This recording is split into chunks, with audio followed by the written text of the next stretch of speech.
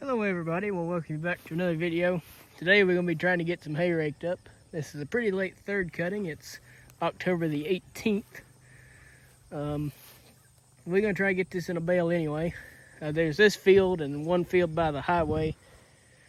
I'm not good at guessing how much hay will be out here, but I'm guessing it'll be about, give or take, 8-10 bales maybe. We've got the new John Deere at our house, so what we're going to be using here, if it'll start, it should, is the old long here. We'll get it out and try to rake a little hay with this thing today. As you can see, the side panel's missing.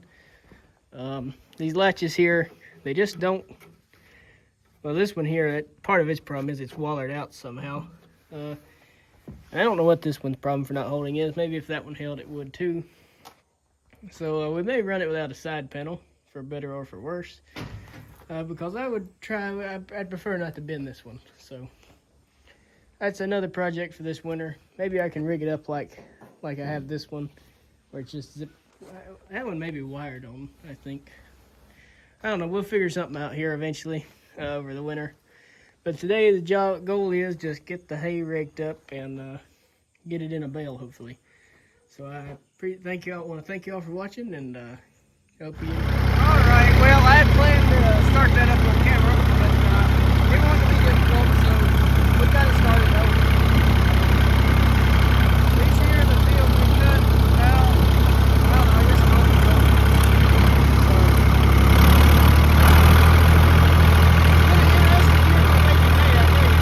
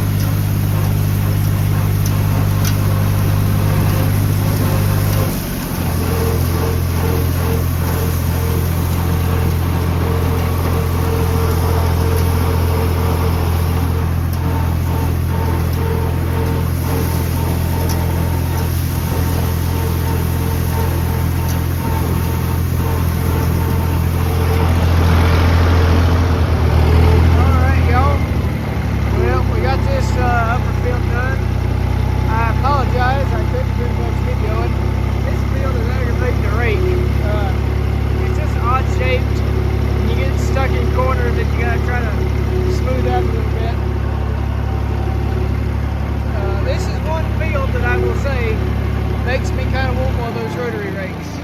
And this is coming from somebody who just there, I'd rather rake with that than anything. Not that I've used anything else, but I just like the way they work. I like how simple they are. I think, if you know what you're doing with them, I think they'd make prettier row and clean the ground like nothing else. But this field makes you see why rotary rakes are popular. I guess we're gonna disengage this rake. We'll head up to the next field.